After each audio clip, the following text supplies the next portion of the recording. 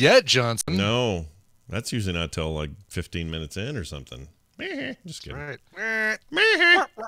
All right, we're recording, and it's time. So here we go. Thanks, everybody, for being here. Enjoy the following entertainment. Custom made for you. Custom made just for you. All right, here we go. It starts in 3, 2, 1. Coming up on TMS, Magnum lives forever. I'd drive a hot dog. Lego is better than gold. Free eye exams for NFL refs. Massive beef rings are gross. Do I smell a Shwood? Nope, it's a massive beef ring. Jury duty and more on this episode of The Morning Stream. Informer, yee-bee-bee-da-bee-dee-bee-da-bee-dang, licky-boom-boom-dang. Hey, you don't remember Informer? I don't know about you, but I take comfort in that.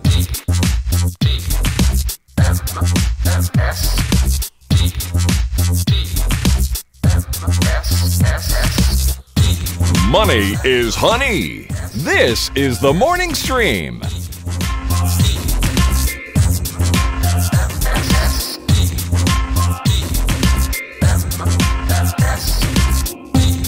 Hello, everyone. Welcome back to TMS. It is the morning stream for January 22nd, 2019. Johnson, Scott, and Ibbott Bryan are here. Ibbotson Bryan. Yes. Hello, welcome. Scott. Hi. Good morning. How are you? Good, man. How are you? I'm fine. I'm kind of had a weird night. I had a heartburn all night. I got to quit eating after 8. That's the deal. Oh, yeah. What are you doing? Was it... Well, because we recorded until 7, right? So you couldn't eat until after 8? Is it that was the deal? late. Well, okay, so or was it snacky snack after? No. It got to the end of the thing, and it was kind of late, and I thought, well, we should probably eat. And I looked in the fridge and went, I don't want to eat anything that's in here. And Kim says, well, fine, there's a deal going on with DoorDash and so. Let's get something from there. So we got wings and I don't know what all. And that took forever because there's snow. It was like a huge snowstorm outside. So when we finally got it, we were eating it at like, I don't know, 9:30. And then I'm supposed to sleep? Come on! What the hell? It says heartburn all night because of the damn chicken wings. So that'll do it. That'll totally do it. That'll get you every time, right in the butt. Anyway, I'm fine other than that. Frank's Red Hot, 0 points. Chicken wings. Actually, if I just get grilled chicken, then totally fine. But if I do, for whatever reason, it's the combination. It's whatever else they put in those damn chicken wings. Yeah, it's the sauce, mostly, right? Sauce will kill you. It's the sauce. But, I mean, Frank's Red Hot on its own, I think is 0 points. Is it? Interesting. Is it the skin on the wings, maybe? Because the skin will get you. See. Yeah. Oh, yeah. It's the fact that it's not chicken breasts. It's the dark meat is what gets you. Yeah, that'll get you every time. Plus, some of them fry them. And so you want to try to get the baked ones. The baked ones will be better for you. That's what we had. We had baked ones. It didn't matter, though, because if you pound down enough of those, you're just going to be up in the night. Every time I'd roll over, it was like, it was awful. And what heat level do you typically get, or what flavor do you typically get? I'm a fan. I like a lot of stuff, but I'm kind of a default go to the buffalo style like flavor. Oh, buffalo, really? Yeah. And just like a medium buffalo or a hot buffalo? I don't want it too hot. I don't want the kind where if you breathe in, your whole face feels like it's going to turn into that guy from Indiana Jones and the thing at the end. Right. I don't want that. That's too hot. But I'll take medium. Sure, medium's good. Yeah, medium is your kind of go-to. Yeah. I do the so we used to have Quaker Steak and Lube. Oh yeah. When you think about that, it sounds really horrible, but it used to be. It's a great wings place that's like all over the Midwest or all over the Midwest, like the Chicago and South, that stripe. Yeah. We had one here for a little while. It didn't make it. It's gone now. But they had great wings. If I do the Buffalo Wild Wings, and I think you've probably got that there. We do. Many of them. Then I do the is it Arizona garlic? No, spicy garlic. That sounds all right. The spicy garlic is the absolute. It's the one to go with for sure. Does it make you all breathy later though? You just don't want to breathe on anybody. Yeah, whatever. But as you know, if you're sharing it with people, then you're all breathing the same stink. Yeah. So you've been married for 20-some years. Who are you trying to impress anymore? Exactly. Yeah. Right. That's how I look at it. Listen. If I don't have to kiss anybody, then it just makes for a less complicated evening. I should probably save this for Skim, but maybe I'll bring it up again on Thursday. But my wife and I have this thing. I should say I have this thing, and then she has this reaction. But if look, we've been married a long time.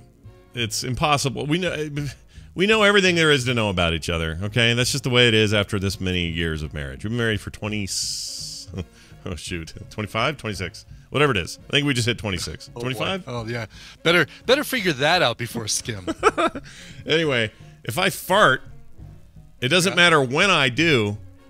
If she notices, it can be right after, it can be immediately, it can be 10 minutes after. It doesn't matter. Yeah. I'll always say, she'll go, "Oh, honey," and I'll go, "What?" And she'll go, "You farted," and I'll say, "Oh, that was a while ago." I'll always say that. And it drives her like up a tree. Really? She hates it. She hates it when I do it. She hates it. It's like the thing with the emergency brake where I pull it up a couple of notches after she gets out. She hates that too. Yeah. Now I just do it to annoy her. I don't do it because there's any good reason to do it. But seriously, I'll be laying there in the bed, and she'll go, "Honey," and I'll go, "Oh, that was a while ago." And she'll hit me in the arm. You always claim it's way back in the rearview mirror. Yeah, because we're married and have been for a long time, and this is what you do. It's fine. Oh my gosh, it's totally fine. So anyway, we were speaking to my wife. We were watching that Blue Bloods. I guess it's I think plural. it's a plural. Yes, it should be because the whole thing. Man, the blood one is blue. If that family actually existed in the real New York City, it would never happen. The police commissioner is Tom Selleck. His dad was the police commissioner. His two sons are both cops. One's a detective, Donnie Wahlberg, and the other guy's a street cop just out of the academy. His daughter is the assistant DA. Everyone's in law enforcement and all connected throughout the New York City either legal system and or police force. Police, right. It just wouldn't happen. There's too much nepotism in there. They're always backing each other up and bailing each other out. Like, dude. Yeah, there would be protests outside these people's houses daily saying, there's a monopoly in the justice system. They totally would. It wouldn't work. So that drives me nuts on a very fundamental level. But anyway, the show, it's whatever. It's fine. But Kim likes it, so I'm kind of passively there while she's watching it. And I look at Tom Selleck, and she goes, "It's not fair." And I said, "What do you mean?" She goes, "Nobody should be this handsome for this long." And I said, "Well, he is a handsome guy. That's kind of his whole thing, right? Like, I mean, he's also a decent actor. The rugged, sure. But he looks good. He always has. He's the only guy in the world that can pull off that mustache and not be cheesy. Right. Like, although he doesn't have it anymore. Oh, no, he's back to having it, he totally has it, yeah. Yeah. Big time. And when he's not on the show, he's got like a full goatee thing going. But on the show, he just has the beard. He just has a mustache. But anyway, we just seen him on a rewatch of Friends when he was like dating Monica and that whole thing. And and I said, and some kid goes, "How old do you think he is?" And I go, "Oh, he's probably 62, 63 or something." And then I turned over to my A word, the echo over there. And I said, "Hey, A word, how old is Tom Selleck?" And she comes back with, "Tom Selleck, the American actor, is 73 years old." And I went, "Wow. What? How is Tom Selleck 73? I'm looking at him on the show going, "You're not a normal 73-year-old.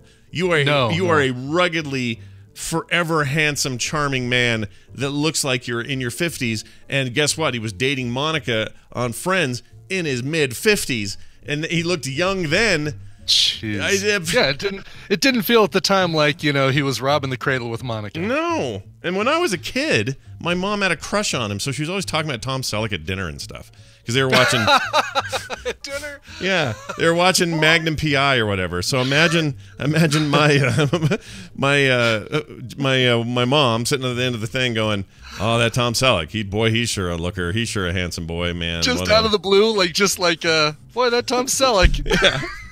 Yeah, and he's like, I don't know, 9 years younger than my mom or something. Right. Oh, that's just what I'm like. That's the best part. Like, did you guys want some more potatoes? By the way, that Tom Selleck sure is handsome. It felt random like that. I'm sure there was more context. Like maybe they would talk about the episode they just saw or something, and I just wasn't paying attention. But it felt like it was just random. Like, do you guys like the gravy? I know Tom Selleck might like this gravy because he's so handsome. So he's just this really handsome, ridiculously handsome, permanent man. Like, he's permanent man. And he'll always be Tom permanent Selleck man. wouldn't have an extra helping of stuffing. No, he wouldn't. He's too handsome for that. He's got a big dimple. He'd keep it in. Right. But anyway, it was a fascinating look back on my life with Tom Selleck. Selleck would pass me the green beans. What's ironic is Blue Bloods is all about them they always have a Sunday dinner with all of these people I mentioned. So the show often ends there. So he's the grandpa, there's the great grandpas there.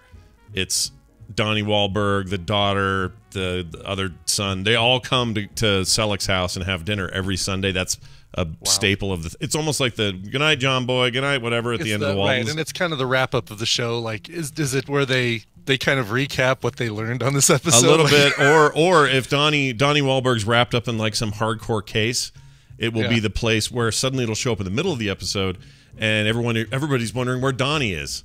Where's Donnie Wahlberg? Where's Donnie Wahlberg? Oh, he's on a hard case doing a thing. And it turns out that Donnie Wahlberg's out there fighting some terrorist in the street or whatever.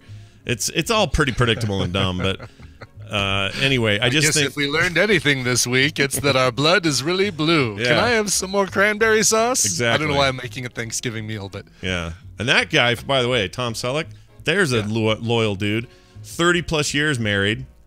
To the same, well, obviously the same woman, person. like only one marriage, or does he have a couple marriages? Oh, I don't know. I don't know if he's got others or not. I didn't look at that. But 30 years with this lady, who now looks like an android robot because she's had some work done. He hasn't at all. He looks fine. He doesn't look like he's had a thing done. We go from complimenting somebody who looks great for how old they are to, boy, his wife is part bionic. She just has a lot of plastic on her, is all I'm saying. There's a lot of plastic happening. But he doesn't appear to have any that I can tell. Right. I mean, either it's real good or I just can't tell. But, man, that guy freaking walks into a room and you go, oh, Tom Selleck, ooh. He, so second marriage to his current marriage to Jilly Mack. Yeah. They've been married for 30 years. Which I always try and order when I go to... oh, I love the Jilly Mac. The Jilly Mac is delicious. You got to have the right chips, though. If you don't have the right chips, forget it. Exactly. It's not as good. Prior to that, he was married for 11 years to Jacqueline Ray. Oh, Jacqueline Ray. I wonder who that is. Jacqueline Ray. Well, he apparently has a kid with the first wife I'm seeing here, and his only credit was he showed up once as a little kid in Magnum P.I., so there's that. His mom... Yeah. Was Martha Selleck. Oh, Martha. What made you say that name? But her maiden name was Martha Jagger, but does not appear to be any relation to Mick and the gang. Maybe she's related to John Jagger, fellow podcaster. Maybe. Well, doesn't he spells it with one G, doesn't he, or is it two G's? It's two G's. Yeah. Oh, it is two G's. Okay. It's the double G. He says he doesn't. I was asking him if he had any connection to it. He does have British roots, like UK heritage. So there's probably some way back in the day. There's some Mick Jagger, John Jagger crossover. You know, some aunt was doing it with someone's uncle, and boom. I'd probably be more inclined to believe, just because of the UK thing, that being more distant, that he might be a closer relation to Martha Jagger. Oh, which would be hilarious with the whole Dearest Martha. Yeah, it would be, right? It's all connected, damn it. Anyway, yes, exactly. Well, Tom Selleck is not up for an Oscar. How do we know that? Because Oscar nominations are in, and we're here to talk about them. That's right. We're going to rip through this Oscars. list. So it happened this morning, I guess, an hour ago or something? Yeah, which is funny because I was busy putting the lights up, and I forgot completely to have it on in the background, at least listen to them doing the announcing. Who were the people doing the announcing? Do you know? I'm looking here. Let's see. Do they say here? They don't say in this article you linked to, I don't think. But no, they don't. It doesn't say here who did the presentation. We should find out. I'm curious. Last year was a motion capture guy and a black lady. I can't remember her name. Mocap and Smeagol and Smeagol and Lady is Smeagol and Lady. Yeah, yes. I don't remember the name of those people, but who in chat room? Do you know who it was? Let's see here. Does it say here? Oh, Kumali Nanjiani and Tracy Ellis Ross. Oh, okay, all right. Chat rooms. There's some complaining going on about how rigged they are. Are they? Says, I just learned how rigged the Oscars are thanks to Philip DeFranco. Who's that? Should I know who that is? Who's Philip DeFranco? Do you I don't know who Philip DeFranco is, no. I don't either. In French, that's Philip the Franco. Let's look him up and see. Philip DeFranco. Philip DeFranco. He is sometimes known online as Philly D or no, he isn't really. Is he really? XE Phil. He's so this is the guy who's exposing the. He's a YouTube personality. Oh, really? Yeah, he's a YouTuber. Hey, you know what they say when a YouTuber gets sick? They become an influencer. Oh. I told that joke on Twitter yesterday, and it's still hot. Still got it. Anyway, he's a 33-year-old YouTuber guy who apparently debunks things. So, all right, good for him. Yeah. Okay. It's the Academy. The Academy does this. Whatever. Yeah, whatever. It's fun to watch. They get screeners. They put in their votes. They, maybe, who knows? Does somebody get a bigger vote? I don't know. If you're Jack Nicholson, do you get a bigger vote than the guy who played the cheese vendor on an episode of Empire? Probably. Yeah. And also, do people like Jack Nicholson even watch the movies screeners and vote anyway? Don't they just? I picture him. What else Jack Nicholson would be doing these days, because he doesn't show up to. He used to always be front row dude at the award shows. Yep. Doesn't do it I haven't anymore. seen him in years at the awards. Like usually they even make a joke. Oh, there's Jack Nicholson up in the front row. Here's Johnny, right? Yeah. And over here we have Meryl Streep, who's nominated for 18 awards today. Yeah, you don't usually see him at Laker games anymore either. So I don't know what's going on with him. Maybe he's dead and we don't know it. But here's the thing. He even if he's doing nothing else, I still don't see him sitting through all these movies. I just don't see him doing it. I don't think he cares. He's been in the film business too long. He knows how the sausage is made left and right.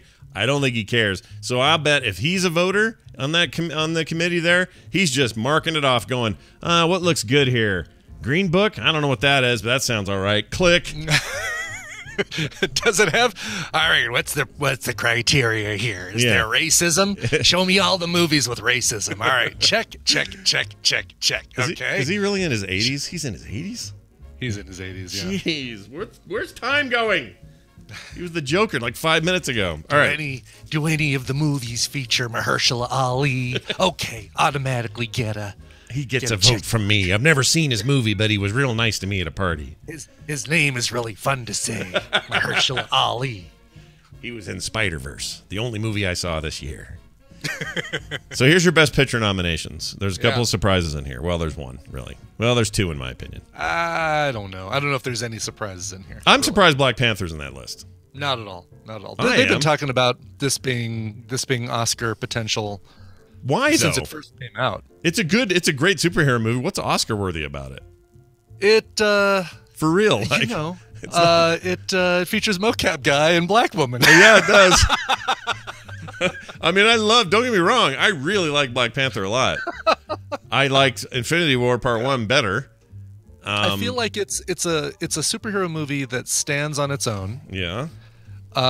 It features a largely African American cast, but doesn't talk about racism or other issues pertaining to that, right? I mean, you've got the Ghetto, where Sterling K. Brown is kind of working undercover or hiding out undercover as Black Panther, but there's not really like they don't fall into those tropes of like, all right, well, how tough is it being a black superhero in a world full of white superheroes? Right, that's true. But is that why? That's why it's up for best. I mean, I don't know. I mean, I feel like as a superhero movie, it does stand on its own, with the only slight connection being the appearance of Sebastian Stan at the end as your Bucky Barnes, I don't know, your Winter man. Soldier dude. I just don't know why that's in there, but it's fine. I thought this was supposed to be for that new topic. Remember the new The Favorite, yeah, which they decided not to do, I think. Yeah, they're not doing it. Well, it's not in here. No, they had talked about adding it, and then they decided, we'll maybe do it next year. I think they were just trying to rush something to be able to create a popular category that people who don't care as much about the quote-unquote academic awards would want to see. Like, oh, I don't care about these foo-foo movies. I want to know how the latest Medea movie did against... All right, well, yeah, I guess if it sucked, don't do it. Well, here are your Best Picture nominations. Black Panther, for some reason. Black Klansman, Haven't seen it. That's your... saw it Saturday night. Yeah. How was that? You like that? Very, very good, yes. Yeah. It's got the... Kylo Ren is in it. Yeah, I hear he's going to finish what he started. So that's a thing. And that's... who made that? Spike Lee made that, right? Spike Lee. That's a Spike Lee joint, yo. Yeah, it's nice to see him up on the list again. Bohemian Rhapsody. There's the other surprise, in my opinion, because I know people likes themselves some Queen... But everybody I've talked to doesn't think that movie's Oscar-worthy. They just think that maybe what's-his-name's performance is. Rami Malek, yeah. Yeah. I think it's a good movie. I don't think it's... I agree that I don't think it's Oscar-worthy, but I think it was a good movie. Good music biopic, but... Yeah. I don't know, whatever. I haven't seen it, so I shouldn't judge. The Favorite. I keep hearing good things about The Favorite. The Green Book. That's just Green Book. It's not The Green Book. Roma, this supposed story of Tony Roma and his rise to fame as a great ribs provider. Ribs, yes, exactly. That's a movie for ribs. Movie for ribs. A Star is Born and Vice.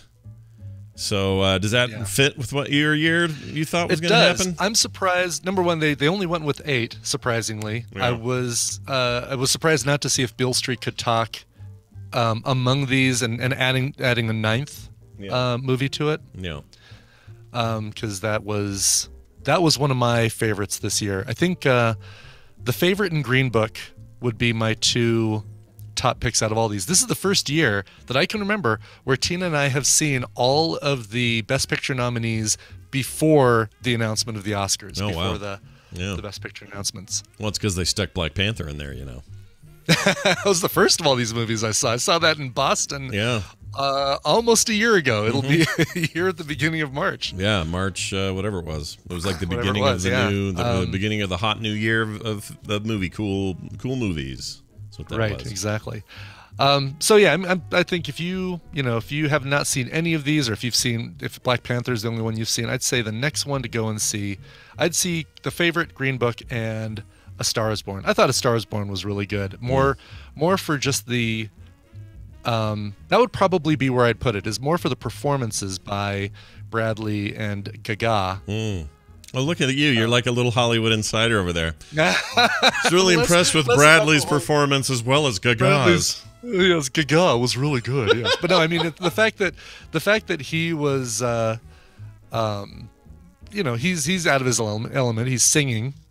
I don't know what his element is. Is his element action star, raccoon voice, or romantic comedy? He's so far proven he pretty much fits all those so far. Yeah, he's got it worked out. Can do it all. That guy's great. Can do it all. Cooper Bradley. Dice Tomato asks, wasn't A Star is Born a remake? Like a remake 3 times over. Yeah, it's an old story. Yeah, many people have played those 2 roles. It's not a Neil Simon thing, is it? Or am I thinking of something else? Oh no. What am I thinking of? It's some famous dude. What wrote it originally for like a play? What, right? Wasn't it a play at first, or was it? I don't think it was a play at first. I remember it being the obviously the Barbra Streisand, Chris Christopherson. There's the Judy Garland. Is that the 30s one? The 30s one, yeah. That might be all there is. Because before that, it had to be silent film, probably. 1937, William Wellman directed. Yeah, I'd forgotten that it had been remade 3 times prior. I'm sorry, it had been remade. This was the 3rd remake, so there have been 4 A Star is Born films. There you go. 1930. That's when it was done. 1930, the original. Yes, 1930. David Selznick. There you go. Oh, I knew it was a name like that. That's it. That's the name. Yeah, written by William Wellman. But produced. The original one was produced by David O. Selznick. Which these people are all dead. They're all dead, I say. All dead. Here's your other major categories: actress in a supporting role, Amy Adams for Vice, Marina D. Tarvera for Roma, Regina King, If Beale Street Could Talk, Emma Stone, The Favorite, Rachel Weisz, The Favorite, actor in a supporting role, Mahershala Ali for Green Book, Adam Driver for Black Klansman. Sam Elliott, A Star is Born. Ooh, I like that. Let's give it to him. Yeah. You would take some comfort in that, wouldn't you? I'd take real comfort in that. Do you see that new trailer he's in? There's a dude who made it to the Oscars. You did pretty good. Sometimes you're the bear. That's really good. It's not bad. It ain't right, Wyatt. It ain't right. I need to work a little bit more on him. He's in a new movie called The Man Who Killed Hitler and Then the Bigfoot. I want to see it. Wait. It's one movie called The Man Who Killed Hitler and Then the Bigfoot? Yep. And he's your guy. And when he was a young man, he killed Hitler, apparently. And when he's older, in full Sam Elliott form, his job's now to kill the Bigfoot. So I'm all in on this. The Man Who Killed Hitler and Then the Bigfoot. Yeah. I thought this was Scott misremembering the title of something. Nope, it's the one title I'll never forget. That is the best title since The Killing of So and So by the coward Robert Ford. Yeah, great big long titles like that. I love them. Anyway, whenever that comes out, that's a must see for me. I don't know what's going on there. The trailer looked great, so I'm all hilarious. in. Richard E. Grant for Can You Ever Forgive Me, and Sam Rockwell for Vice. Now I'm going to jump ahead because all this other stuff we'll get to when the winners are announced, and who cares. I do think animated feature films worth mentioning. It was a really good year for animation. Incredibles 2, Isle of Dogs, Miria, however you say it, Ralph Breaks the Internet, and Spider-Man Into the Spider-Verse. Now you and I are both probably going to go, oh yeah, Spider-Verse. Yeah. I wouldn't mind Isle of Dogs winning. I just want to throw that out there because I loved that movie. In fact, my two favorite animated films of the year are Isle of Dogs and Spider-Man Into the Spider-Verse. I hope Spider-Verse wins. But how can you not say Incredibles 2 is one of your favorite? It was also really good, but part of me is like, yeah, but you give it to Pixar every year, so maybe they don't get it this time. I don't know. I think one superhero movie is going to win on Oscar night, and it's not going to be Black Panther. Yeah. That's a good point. Oh, I guarantee Black Panther ain't winning, by the way. Right, yeah. It's just there for sauce. It's not, nobody's getting it's not going to win anything. Adapted screenplay. The Ballad of, I don't have to mention that, but The Ballad of Buster Scruggs got some love in a few categories, which is I'm happy about. Oh, very interesting, because, I guess that is a feature film you could see on, like Roma, you could see on Netflix, so. You could also watch it on, they had a limited theater run for it. That's right. Yeah, that's right. I don't know about. I think Roma didn't though. I think Roma's pure streaming. That's it. I think that's right. Which makes it kind of a big deal for that to be on there at all. Historically, anyway, it's kind of a big deal. It totally does, and it's kind of surprising actually now that you think about it, or now that you say that, because if somebody doesn't have Netflix, they wouldn't have had a way to see Roma unless it was in theaters. Correct. And Roma is. The runaway most vote getter or the most nomination getter here. We're tied with isn't it tied with the favorite? Yeah, 10 apiece for the favorite. Oh, for the favorite in Roma. And Roma, if the favorite is which one again? That's the Queen Anne and her first officer, her right hand woman. Rachel Weisz, and then the arrival of Emma Stone. Oh, and the lesbian deal. They got lesbians in there. Is that the deal? Lesbians. Yeah. Yes, some people hate it when I said lesbian, and so I feel like I should keep saying it because I'm kind of in a mood to not give people what they want. All right, here's the next thing. Soko Fab Lab, by the way, says that Roma did appear in theaters for a while. So. Oh, it did. I think maybe it had to. It may have had to for the rules. Yeah. I'm not sure. Maybe, goes. And that's that could definitely be. Your final categories of note here before we get into the rest of the show: actor in a leading role, Christian Bale for Vice, Bradley Cooper for A Star Is Born, Willem Dafoe for At Eternity's Gate. That'll be Willem Dafoe and his 13 sets of teeth, so all of him will be nominated. Rami Malek for Bohemian Rhapsody, and Viggo Mortensen for Green Book.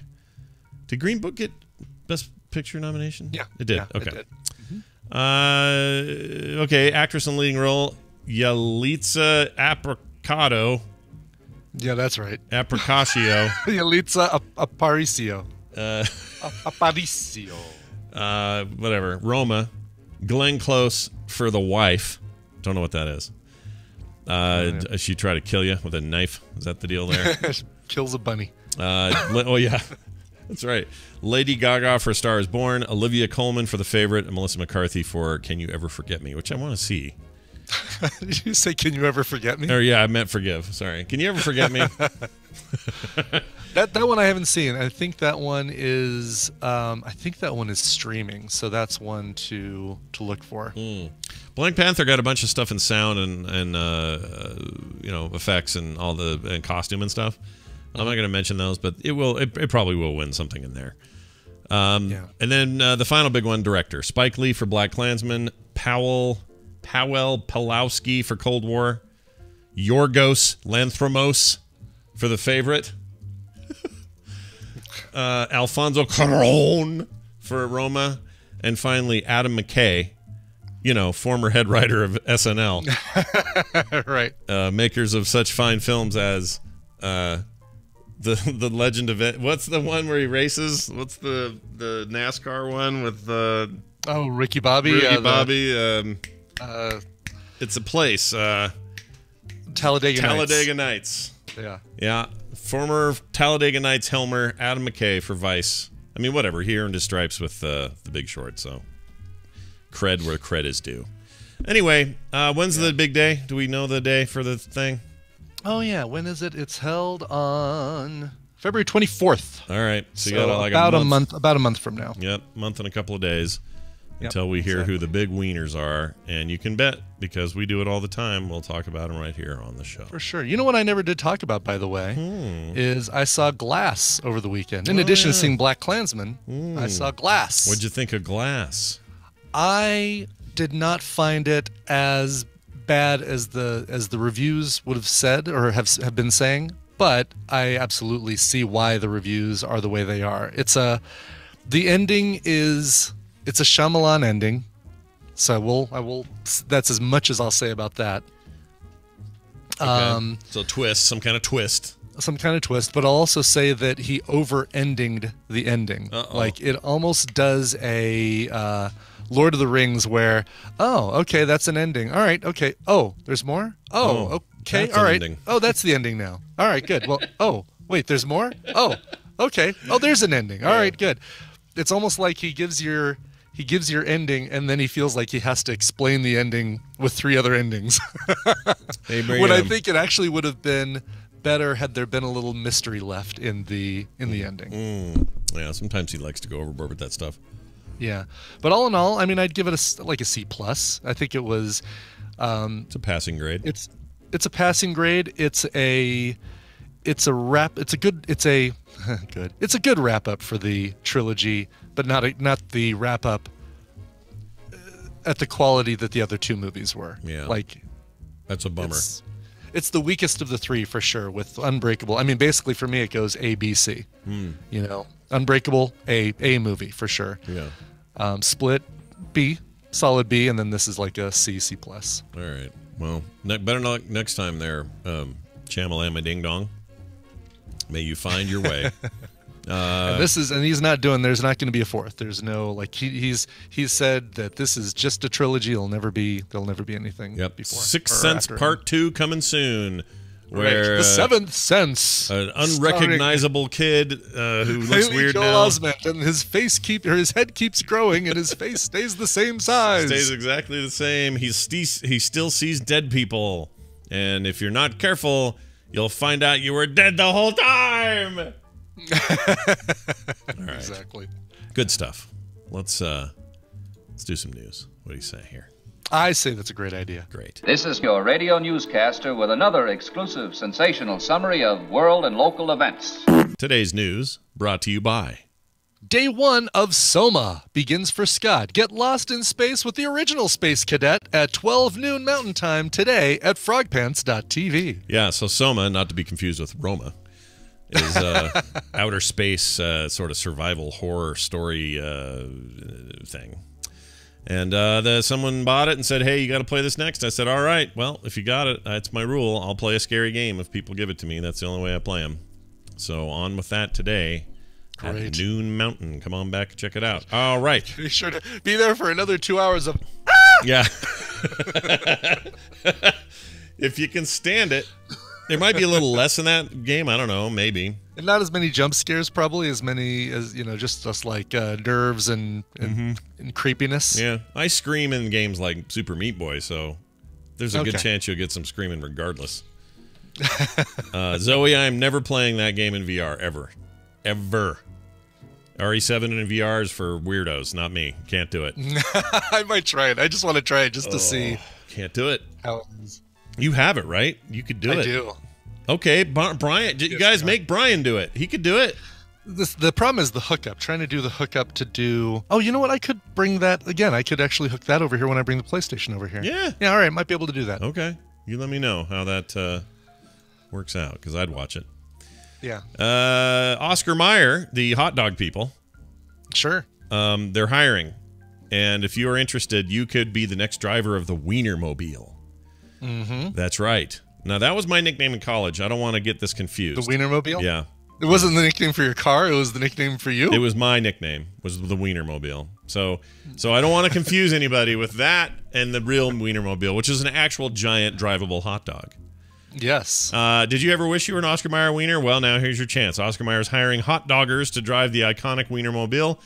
It's a 1-year paid position, starts in June, and includes benefits and clothing, plus we assume all the whistles your lips can handle. I don't know what that means. Do they whistle? They have those, the wiener whistles. They look like little miniature Wienermobiles, and you go... Oh, to let people know you're coming down the road or something? No, just a little thing you give kids. Oh, okay. I think I even had one as a kid, like a little Oscar Mayer whistle. I was going to say, if it was to let you know they were coming, you don't really need it. There's a giant hot dog coming down the road. Yeah, exactly. Look up in the sky. It's Superman. The wiener signal. Yeah, how do we know? Because he's blowing on the thing. The company's looking for outgoing, creative, friendly, and enthusiastic college graduates. College graduates. Interesting. For the 100% travel position, ideal applicants should have a degree in public relations. Really? Journalism, communications, advertising, or marketing. But the company isn't limiting their search to those degrees. Bilingual candidates are also encouraged. Oscar Mayer is accepting applications through the end of January. You can actually go apply for this. I'm a little surprised that the bar is so high. I don't think so, because it's, obviously you're not just getting behind the wheel, strapping on your trucker's buddy and going from Los Angeles to New York. You've got to stop in all these places and talk to people, give little kids a tour of the vehicle and stuff like that. I think I'm sure there's a big PR aspect to it where you've got to be outgoing and talk to people and stuff. It just seems to me that if you have a degree in any of these categories, public relations, journalism, communications, or advertising and marketing, that you're gonna have a better job than driving the wiener car. Do you know what I mean? Why would this be your go-to? That's why I'm confused, because it just doesn't seem like a good use of those degrees. I don't know. Again, I think I would love to do this. Of course you would, Brian. And you'd wear the hat, you'd have a hat, you'd have the full wiener clothes, you'd do the whole thing. Are you kidding me? I would absolutely love to do this. I don't have any of the required degrees, but and my bilingualness, I probably could say hot dog in Spanish. Sure. Caliente dog. Pero, caliente pero. Yeah. I don't think that's the right... I think that's the individual words for hot and dog. It's probably not it. Frankfurter. Something like that. But yeah, I don't think I do. I am a college graduate, so I have that too. Yeah, you could do that. I need to know what they're paying, and they don't say here. So right, it would be nice to know what the. But see, A, I love travel. B, I love road trips. Yeah. And you like hot dogs too. Hot dogs. Yeah. I'm sure you'll get all those you want. And I know the proper way to eat a hot dog is with mustard only. Yeah, you're right about that. Well, no, I like other things on Chicago. Yeah, you do the Chicago thing is the good best way to even do without it, that, I'd eat it with anything except for I don't think mayo belongs on a hot dog, and I don't think ketchup belongs. Well, I would agree with that. I would agree with the mayo. But I think ketchup, if you're at a barbecue and you've got mustard, ketchup, relish, and you've already had one hot dog and it was just mustard the right way, then the second one you have is with ketchup and and mustard and relish. But only your second dog can have those. Your first dog has to be mustard only. I like rolling one in a tortilla. You may have heard of this. I may have heard this. Have you tried sous videing the Doggerito? No. That's an interesting idea. Yeah, like wrap it in its deal and then sous vide it for 20 minutes at okay. I don't know what, 125 degrees or something. For me, ketchup is for two things: eggs of any kind. I love ketchup on eggs. Oh, man. More than hot. See, you were with all the sriracha for such a long time. I like that too. I'm a fan of that as well. But I would, if I'm given the choice, ketchup, that's where it belongs, is on eggs. Listen, especially ketchup scrambled. is for fries and meatloaf. That's it. Fries too. I guess meatloaf. If a good meatloaf's made with the right amount of ketchup, deal with that. Ketchup on eggs is not gross, you guys. You have no idea. Oh my gosh! Look at the ketchup on eggs anger coming from the chat room. They're insane. It's so good. It's so good on eggs. And in fact, as soon as somebody makes me a big pile of eggs, my immediate thought is, "Where's the ketchup?" That's funny. I do the ketchup on hash browns too. But if I'm at a Denny's and I'm getting a Grand Slam with eggs, hash browns, bacon, and pancakes, the ketchup on the hash browns better not encroach upon the Cholula on the eggs. Oh, interesting. Okay. Yeah, that's it's a Cholula on the eggs, ketchup on the hash browns. Yeah.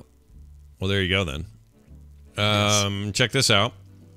There's if you invest your money in gold or other stocks and bonds, I got some bad news for you. You've been putting your money in the wrong place.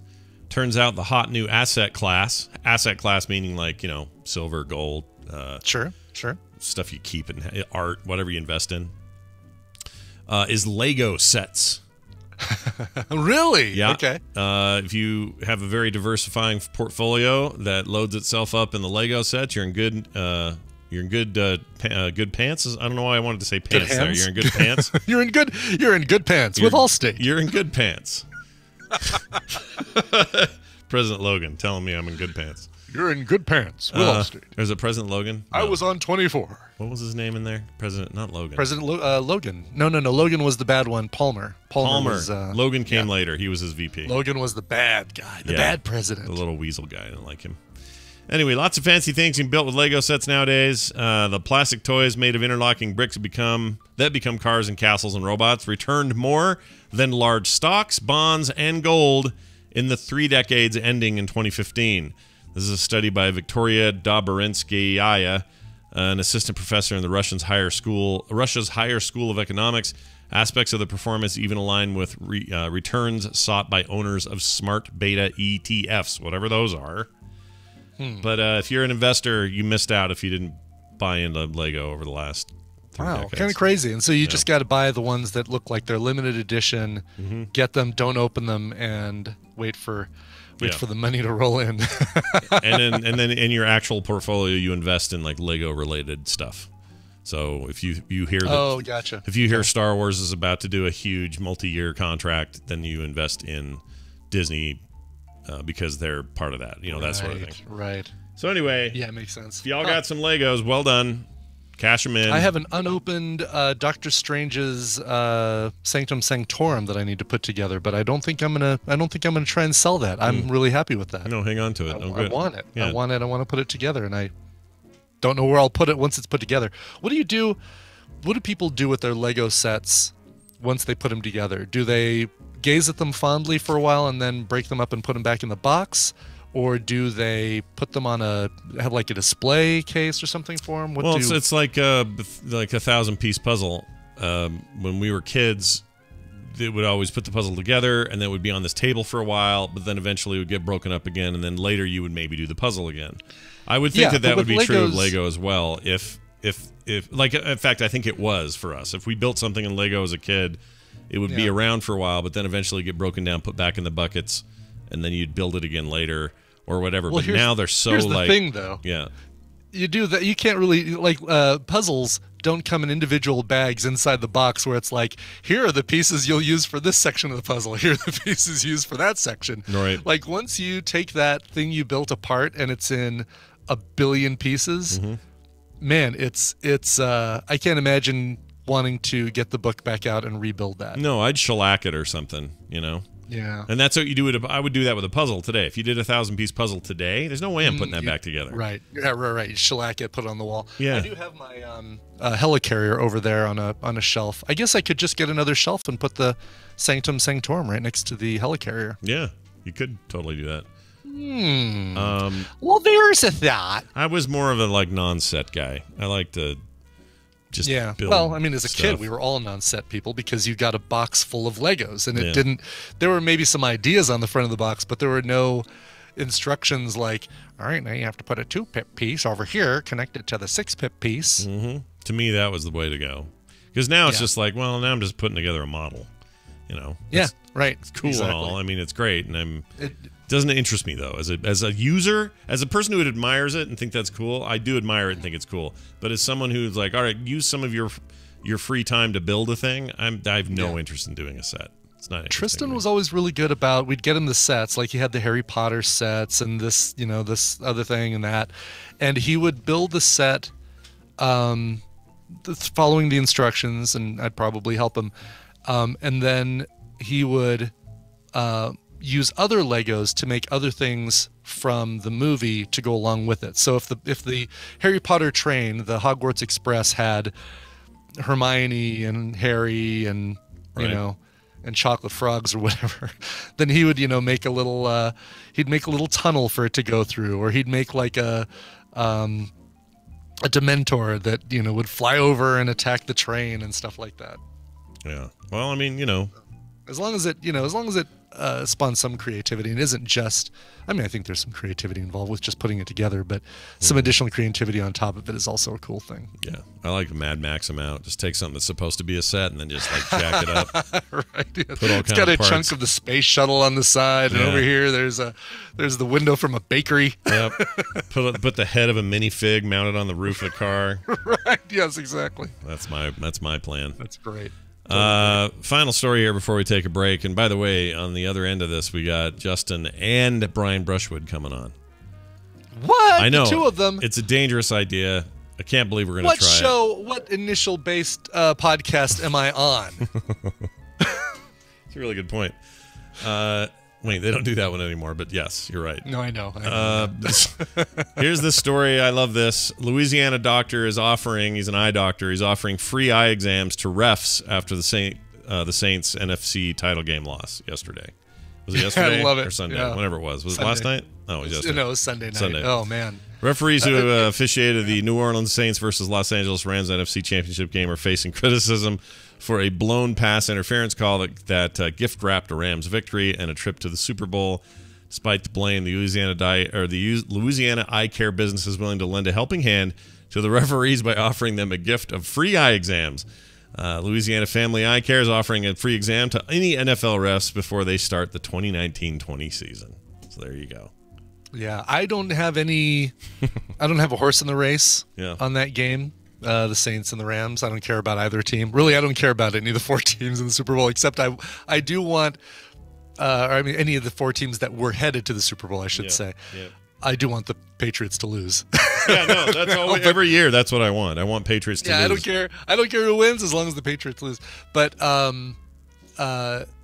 completely partial observer, and the NFL is claiming that we did screw up. That was a blown call, and I saw that thing, and it's absolutely a pass interference that just didn't get called for whatever reason. Right. Would it have changed the outcome of the game? Who knows? But it certainly would have given the Saints a chance to come back. I would have preferred the Saints just because because they go marching in. Yeah, and I got family from there. Kim's from there, right, like, sure. I can kind of get behind that. They used to own the Jazz. We have them now. We're friends with those guys. They have good food, high murder rate. They're great.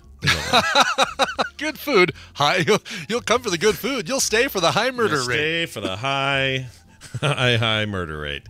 All right, we're going to take a break, a high break here, and when we come back, like I said, Justin and Brian will join us here on the show. Before that, though, a song break from Brian Ibbett, who hath brought something to play. I hath brought a song from an album that's coming out at the beginning of April, courtesy of Signature Sounds. This is cool. It is an album produced by Steve Berlin, who has worked with folks like Ricky Lee Jones, Los Lobos, Leo Kottke. Really, been in this business for a long time. The performer is, the album is called Mean Dog Trampoline. The artist is The Suitcase Junket. Really cool. Brand new album again is called Mean Dog Trampoline. Comes out April 5th. I don't know why I have so little information about this. The song is Dandelion Crown. I dig it. I'm playing it. Here it is. All right. We'll be right back, everybody. Stay tuned. Behind that door, a decision is being made, an important decision that may affect Jerry's whole future. To select a title.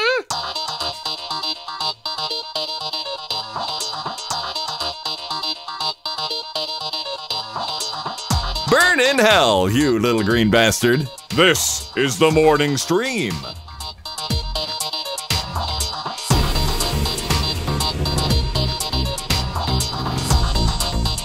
All right, we're back, everybody. Welcome back. Time to see if this works. Yes. Yeah, I mean, I'm doing it on Skype, so we'll see. Oh, God. Oh, no. Yeah. Oh, jeez. Yeah. Oh. This could get real weird real quick. But I think if I just add Justin, he already has... I think he has somehow Brian brought into his end. And so... Really? All right. Why is my video showing? I don't want to show it. Oh, see, I see some kind of half screen. I see Justin on one half. Hi, Justin. Oh, wait, hold on. Are you not joining into this call? I think I just took this call over Brian. Oh, I don't know. It shows you show your split screen. I don't know how you do your thing. Oh, no. I know. I know. I'm just gonna try and get Brian in because I think I hung up on him. Yeah. Hello. Oh, there he is. Oh, there we go. Yeah, I see 3 of them. Hold on. Yeah, what are you, Picard? Oh, I like this. This is cool. There's all 3 Brians. For some reason, Brian's split, but it's okay because I think it's great and befitting a meeting with you two. So I'm going to send you a screen grab of this. So yeah, you're getting my transmission is both of us. Okay. So it's like half a Brian face small and then half a Brian face large. Yeah, and half like a Jerry face. Yeah, I like it a lot. And I'm not. Listen, I'm not. This is not a complaint. This is Wait, rad. Are you not getting the full split screen? No. Brian? No, I'm getting some weird hybrid that is funny. Okay, so I think, Justin, you're sending them the blended picture of the two of us, but then also he's receiving my picture of myself. So as a result, that's definitely the fact. Yeah. Yeah. Oh, I know what you need to do. You just spread that window out. Oh, I do? Okay, hold on. Yeah. All right, hold on, everybody. Let's give this a shot. Oh, yeah, that'll work. That'll totally function. It's like collectively the 4 of us haven't been podcasting for 500 years. This is that new Skype thing where, because I have to do this with weird things too, where I'll get a gigantic Andrew Main and then the actual composited shot that's going out to everybody. So you have to like spread out over like 2 monitors the entire Skype window so you can correctly screen grab it. Well, it looks good now because basically, so now what it looks like is Justin's normal, Brian's normal, and he has a little tiny Brian next to him. Just a little bit off to the side. Yeah, a little buddy over there. Who's your mini-me? Yeah. All right. Well, this is you're all at home going, what the hell? This is different today. Yeah, it is different. We're having our 2 buddies on from Night Attack just for reasons. We got reasons. There's a couple of actually valid reasons. One of them is very promotional, and but also the other reason is just because they're rad dudes and we like having them on the show. It's usually just Justin going, politics this and politics that. And if you don't like politics... Right. So because we don't want to do that today, we're going to do this instead. How are you guys and what's going on? Oh, dude, we're on pins and needles. All we're doing is trying to punch the sun again. 2 Icarus-looking pieces of work we are. We keep forgetting. We keep making wings of wax because that's the only material we have. And then there's only one destination, the sun. And so that's what we're doing this time. We're launching a new comedy album. Yeah, I saw this. I went and bought it. I spent hard, cold cash on it. Here's the weird thing. I went to buy it, and it let me buy it. It was fine. But now it's confused because iTunes, I own it, but also iTunes says I can play it to stream it, and it says it doesn't matter if I download it. Like, it's kind of weird, but I just want people to know if you have Apple Music as your music service, you can still go buy it and stream it if you want, but go buy it because that's what you'd prefer, right, is people buy it. Well, yeah, so it makes 6 of of one, half dozen of the other. Streams do count, but you just need to make sure that you're streaming it like 20 times to get counted as one album. So it's way easier if you just spend $1.99. Again, this is price to move.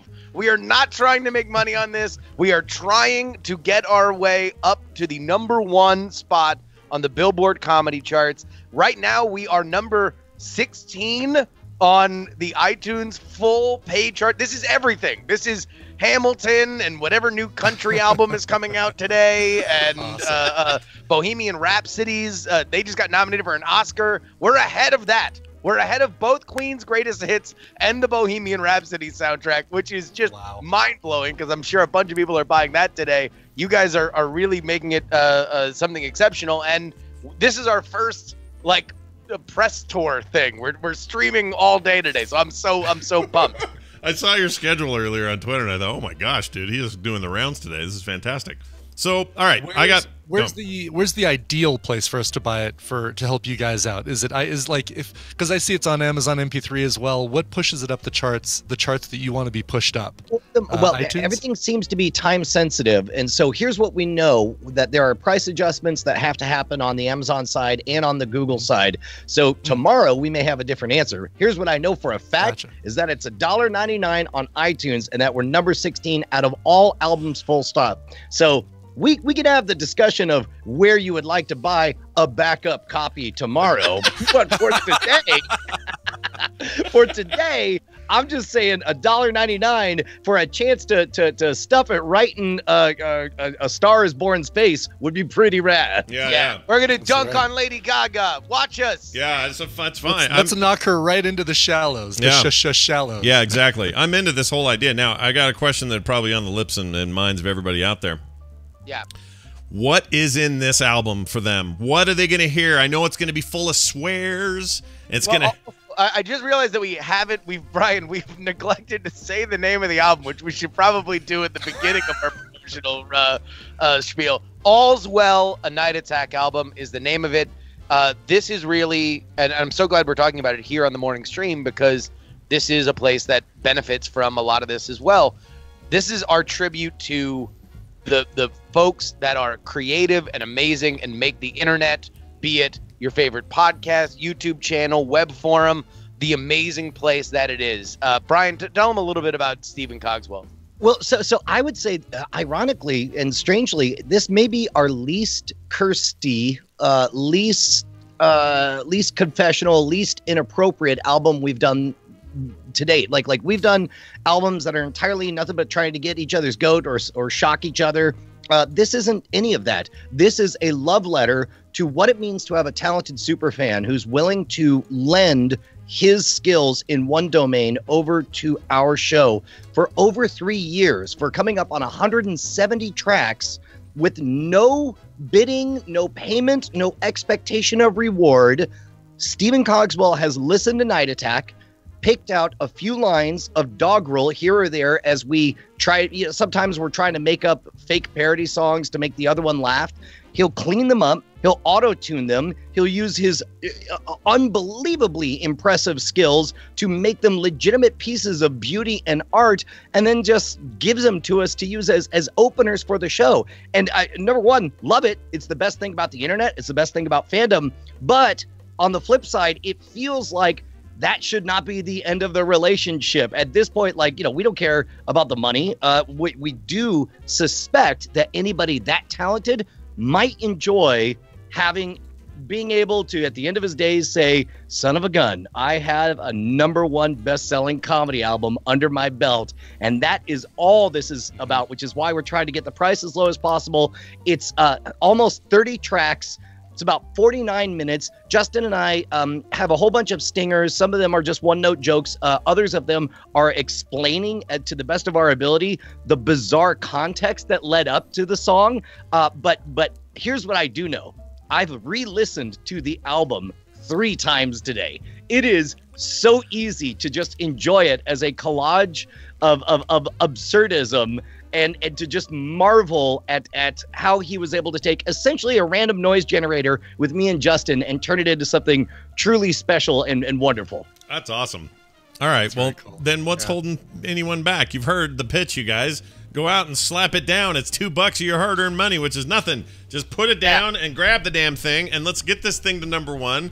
And change the world, at least for your music guy, who is amazing. Like every time I hear him do anything, I'm like, oh my gosh, He's incredible. He's great. He sent me a USB drive with a bunch of stuff on it, and I'm still parsing through it. A really, really nice letter to go with it. Stephen Cogswell is rad. Like, he is the epitome of rad. Yeah, so he's great. Plus, he has an old-timey name. Cogswell is a great old name. Cogswell. Yeah. Cogswell. Right, I can't wait to... I buy his cogs all the time. Great. By the way, for those of you, I know that there's a lot of folks, whenever you're talking on the internet, you got a lot of tech opinions, strong, strident tech opinions. If you're like, never will I give a penny to that cursed Cupertino crooks of Apple, then CD Baby has it at $1.99. So it will be on Amazon and Google at the right price. It's the way that they handle things. You have to like list it before they can change it. You're at their mercy of when you change the price. Specifically when we're trying to take money out of their hands by selling it so far below market value for an album. They don't usually make that their top priority. But right now, iTunes and CD Baby, places to buy it. Nice. So, all right. I love this idea. It's great. I'm looking at all the tracks here, by the way. They all have an E next to it. That just means electronic, everybody. Except oddly enough, this was my fault. I didn't, because I was publishing it, and you have to click explicit. I apparently forgot to click explicit on one track called Glaxnar. And I guess comb my butt hairs isn't explicit. I think you can say that in PG movie. Oh yeah, right? Totally. Yeah. I feel like saying it now. I mean, if there is one sort of star of the show, and I guess there is a curse word in the last 10 seconds, but the story behind Need a Little Time is a pretty good example of how this thing came to be. Did you hear about how this song, I think it's track 6 on the album, Need a Little Time? Do you know anything about this? No, tell us the story. My 5-year-old has been playing with Bonnie's old iPhone that's still logged in on her old account. And so she has figured out that she could talk to Siri and say, send a message to Dad. And then Siri's like, what do you want to say?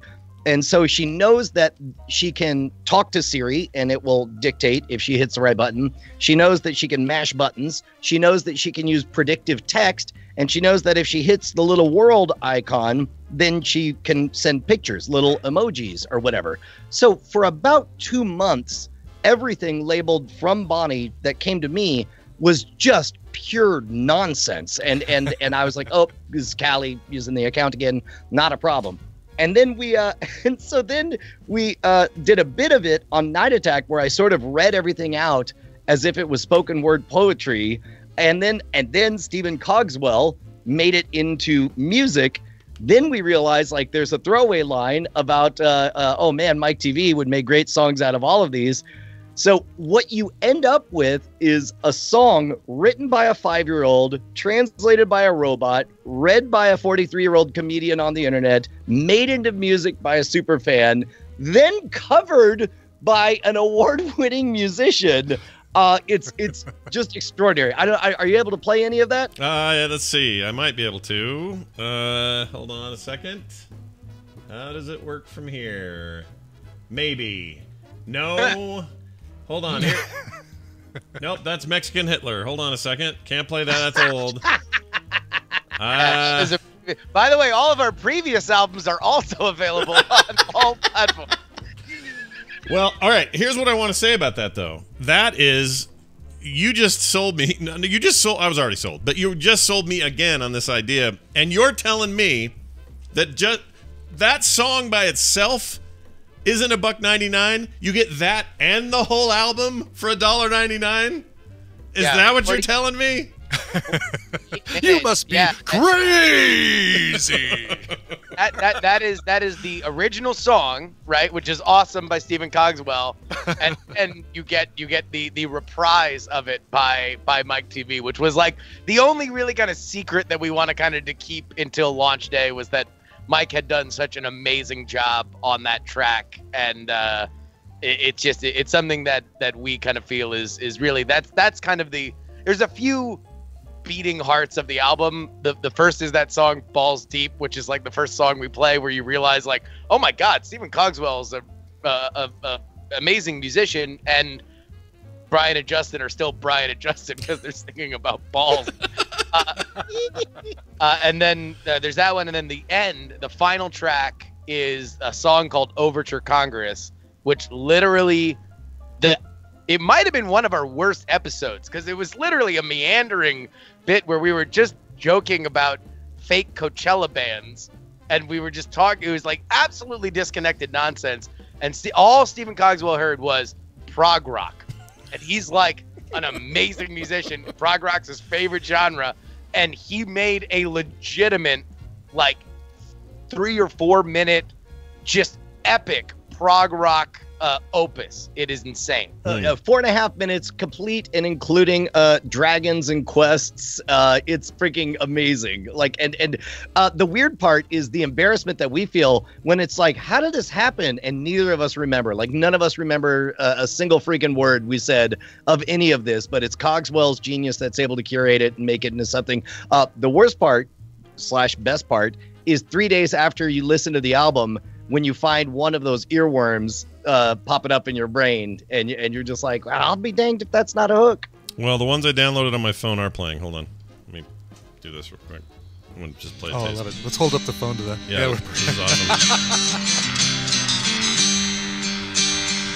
I'm already in. I think this is Balls Deep. Yeah, Balls Deep.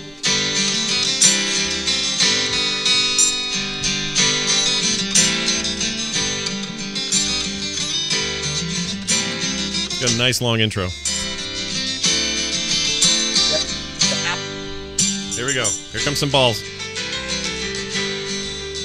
Oh, he's so good. Gosh dang it. Yeah. Our friend Matt Donnelly was convinced we had sent him the instrumental version because we hadn't shown up yet. That's hilarious. Yeah, you get into the song a bit and you hear it. There we go. Well, that's also more music. Hold on. Anyway, it's worth checking out because I listened to a whole bunch of it yesterday. Any of these songs have words. No, I'll tell you, it's funny. So very rarely, I have this group chat of friends that I've known forever in Florida, and very rarely do I share any kind of internet achievement because you have to explain internet achievements to people that aren't involved in the internet, right? Yeah, they don't get it. But, I literally just got, one of my friends was like, he's a musician. He's like, oh, I downloaded the album. Balls Deep is amazing. I'm literally playing it on my acoustic guitar right now because it won't get out of my head. Oh, like, that's amazing. It is an earworm. I'm telling you, there's some of these tracks here that you will find yourself repeating over and over and over again. That's awesome. Yeah, I'm really think you guys killed it. And look at this. We got 29 total tracks. Oh yeah, Glaxnar is not E for explicit. I just noticed that. And it's only $1.99. I can't believe you guys are crazy. This is so. By the way, that Need a Little Time track. If you can play that before we go out, that I think is one of the favorites. That one actually has. I had to do this physically because I was publishing the album. I had to give lyrical songwriting credit to a 6-year-old. Oh my gosh! All right, I'm gonna play it. Brushwood, credit is Callie Brushwood, gets songwriting lyricist credit on the album that is currently number 16 in all paid albums on iTunes. That's pretty good. All right, I'm gonna play a little bit of it here. Here you go. Hey Bryce, what's our opening song? Daddy, oh daddy, daddy, you are amazing and you know sad. Picture of a seal. Don't feel both the same thoughts or go phone. I like the photo dogs and I would be the same. I love you, Dad, and you know it. I love you, Dad. I just need a little time to get back to the dog. That's so good. It's like a Courtney Barnett track there. Holy cow. It's really good. I like it a lot. All right. Well, you guys should be there in no time. I'll bet you hit number 1 today. What do you think? Is that what we're hoping? Is that the goal? I mean, it depends. Here's a question. Who here wants $2? Hit me up. PayPal.org. I love it. This album pays for itself. I definitely think, I don't know if we've ever tracked this high this early. I think that we have tracked around here to peak on iTunes, but I don't know if we've ever done it before we even started working, before we've even done Night Attack or anything. So I don't know. I dare not even speak where I think this thing could peak today on iTunes, because I mean, at this point, it seems likely that we're doing better than anything else in comedy, which is good for our main goal. But well, I mean, if we could crack the top 10 of all paid albums, like people's job, these are people's jobs. Yep. People have actual jobs. Plus, I mean, the biggest thing we fear is something else new coming out on the same day. That was a big part of why our fourth album didn't ever quite hit #1, is like just other YouTubers happen to the same week have a new thing. I'm looking around and I'm like, old crap, Hamilton, old crap. Like, it seems like if there's ever just one shining moment we can reach up and kiss the sky, this is it, man. And for $1.99, like, and yes, the other platforms, I'm sure they'll be, they'll get the categories and the prices corrected at some point. But for right now, whether you like iTunes or not, do you like us? Do you like us more than $1.99? Then now's a pretty good time. Do you like the idea of a fan being recognized for his unbelievably awesome talent? Yes. Then it's a good time to get All's Well. Yeah, I completely agree. Not only that, but whether you like it or not, like you said, iTunes is kind of lord of all music at the moment. That's just that's who they are. Mm-hmm. And they have been for kind of a long time. They kind of earned it a little bit. So that's the big pile. That's the place. That's where you look. Nobody goes to Tidal. Nobody's going to Tidal today and going, ooh, can't wait to see what's happening on Tidal. Nope. The iTunes is kind of a trendsetter. They kind of make the thing, and then everybody else sort of follows, and that's fine. That's great. Those other services are pretty rad too. But just $1.99, that is going to fall out of your pants in the laundry anyway. Who gives a shit? Just put it into the thing. Shove it in there into the iTunes machine, just like the freaking laundromat that it is. Just shunk and out poops an amazing 29 tracks you'll never forget. Put it into your CD drive, and it'll get to us. That's right. You've got more than that stuck in the cushions of your couch. Oh yeah, easily, dude. I got that much in my freaking bed. Probably there's probably change in my bed that would do this. All right. Well, this is fantastic stuff, and of course, all of this birthed on Night Attack, which happens on Tuesday nights. I assume you guys are still doing a show tonight, right? Heck yeah. All right. So plenty of talk there.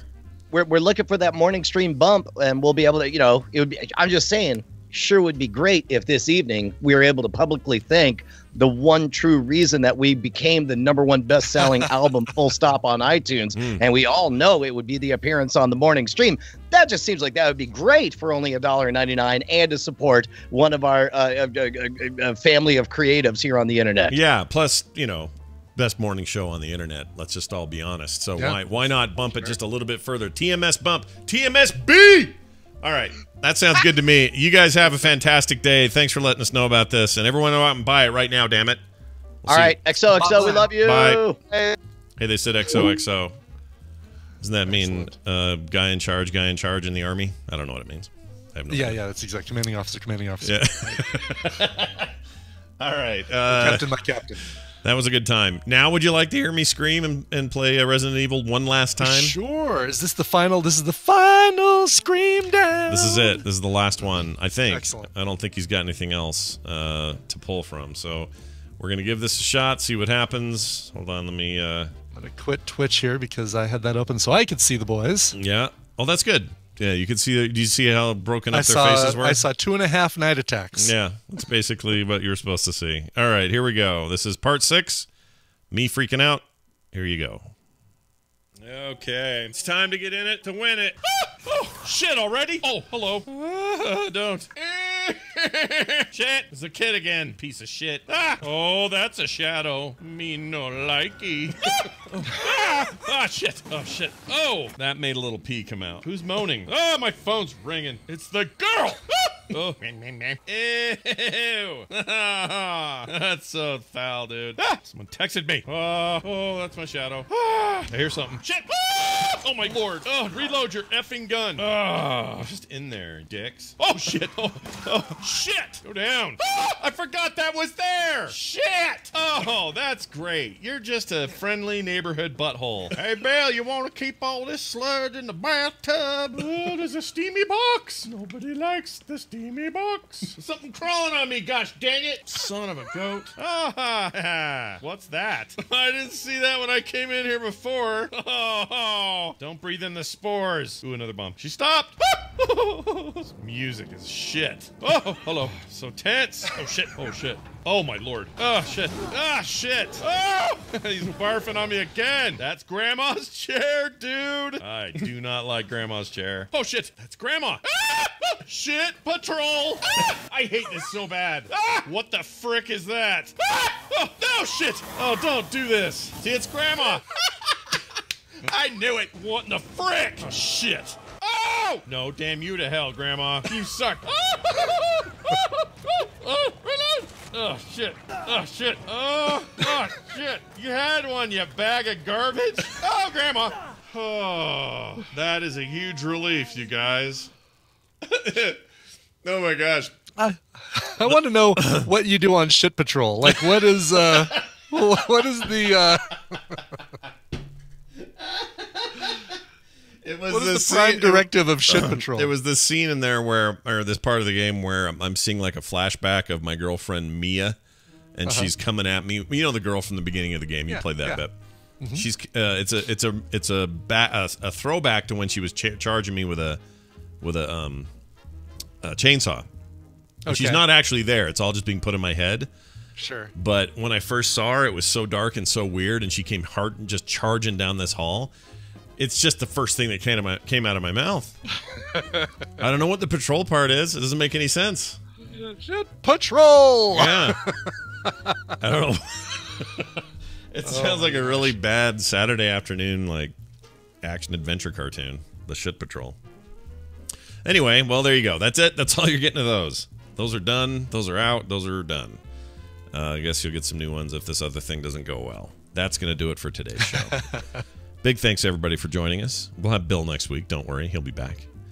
And normal day tomorrow. We got Tom, Nicole, recommendals. Yeah. Boy, have I got a recommendal for you guys. Man. Oh, really? Cool. I've got one, too, so very good. I'm a little worried we may cross over, actually. At least. Really? I don't. Probably not you and I. But okay. I'll bet Nicole. I have a feeling Nicole and I might this time. We'll see. I don't actually know if she's seen it, but it feels like something she would see. So, this is, I think you're talking about the thing that we talked a little bit about last week, right? Maybe. No. I guess because she recommended one of them last week. I don't remember. One of the two things about this thing. Oh, maybe she did. Did she? I don't know. Or maybe not. Or maybe it was just, I think she, recommended the Hulu one, but you're probably going to recommend the Netflix one. I am. I actually watched both, and I'm going to recommend the better one. There you go. That's I'll good. Explain why it's better. Boy, we're being so vague and subtle. Mm-hmm. I watched an actual movie. Yeah, you did. I went full documentary.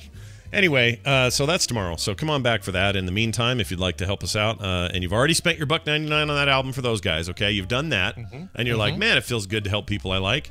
How about then you go over to frogpants.com /TMS, or better yet, go straight to patreon.com/TMS and chuck a little scratch our way. We'd only ask for, like, I don't know, $1 a month. Per month. A month. That's nothing. $1 a month. Ripping really, ourselves off. You know, we say this and we joke around about it a lot, but come on, you really won't miss that $1. No. And we'd love you. We'd kiss you full on the lips if we were near you. But, take advantage of us. We screwed up, so come take advantage of us. So that's that. And you can also, by the way, Jamie, who goes by TMS Mashups on Twitter, you should follow him because he made that compilation for all those Resident Evil things and he killed it. So you should go tell him you like him and thank him for his fine hard work.